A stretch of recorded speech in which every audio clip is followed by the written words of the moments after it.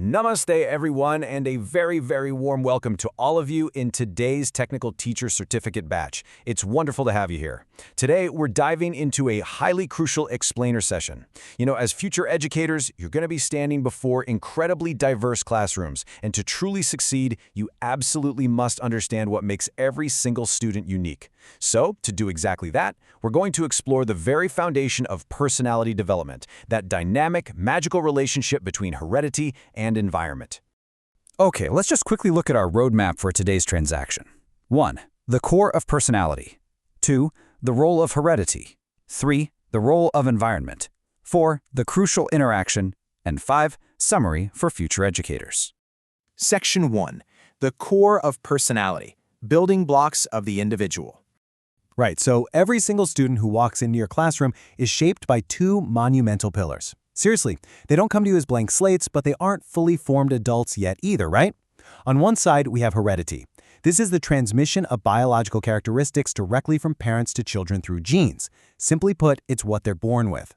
Then, on the flip side, we have environment. This encompasses all the external conditions, the experiences, the culture, and the social surroundings that influence them. And here's the key takeaway. Both of these play an equally vital role in shaping a child's personality development. You literally cannot have one without the other. Section 2. The role of heredity, the genetic foundation. Now, think of this genetic foundation as the biological baseline your student inherits way before they even step foot into your school. We generally observe this across 4 main domains. First up, physical traits. Their height, complexion, body build, and eye color. Second is intelligence potential. And please note that word carefully, potential. Genes influence the potential level of intelligence, not necessarily the final outcome. Third, we have health tendency. Genes can actually make a person more vulnerable or resistant to certain illnesses. And finally, temperament. Inherent traits like calmness, aggressiveness, or just their general activity levels, those are deeply influenced by genetics. This right here, this is their starting line. Section 3. The role of environment, the shaping forces. Okay, so we know the starting line, but what actually happens once the race of life begins? Well, the external world steps in to actively mold that biological foundation. From the very moment a child is born, they are absolutely surrounded by shaping forces. And our bilingual Telugu English pedagogical tool brilliantly illustrates these very environmental pillars we need to be aware of. Let's break those specific external factors down a bit. First, we have the family, providing love, care, guidance. That early atmosphere shapes the individual profoundly. Then we have education, and my dear trainees, please pay very close attention here because this is your chosen profession. Education develops knowledge, skills, values, and attitudes. It is a massive, and I mean massive, driver of your students' future. We also see the social environment, their peers, you, the teachers, society as a whole. Then there's culture, which brings in customs and religion. And finally, economic conditions, which, let's be honest, greatly affect the opportunities available for their overall development. Section 4. The crucial interaction, where nature meets nurture. Now, I want to make one concept crystal clear to all of you.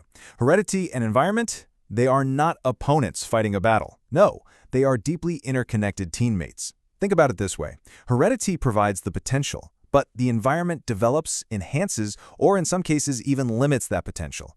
Genes offer the raw biological material, sure, but the external surroundings, including your very classroom, decide exactly how much of it is actually realized.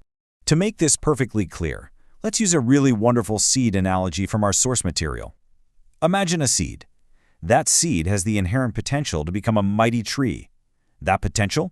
That's its heredity. I want you to picture that seed right now as your student's innate, hidden capability.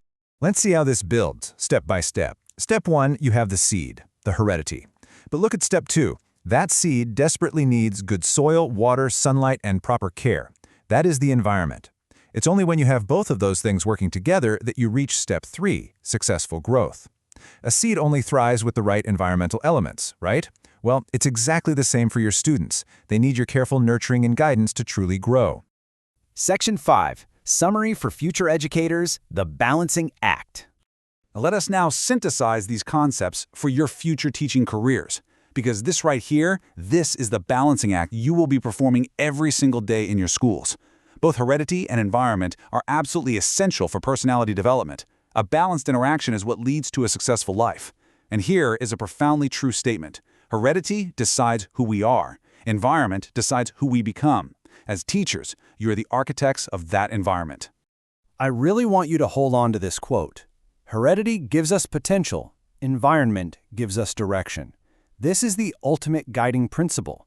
You must remember this every single time you sit down to design a lesson plan or speak to a struggling student. You are providing the direction. So, I leave you with this final, vital question today. As future educators actively shaping the environment, how will you direct the unique potential of each student in your classroom? Just take a moment to reflect on that immense responsibility and power, my dear trainees. You have the absolute ability to change lives. Thank you so much for your excellent focus today, and I wish you all the very, very best in your teaching journey.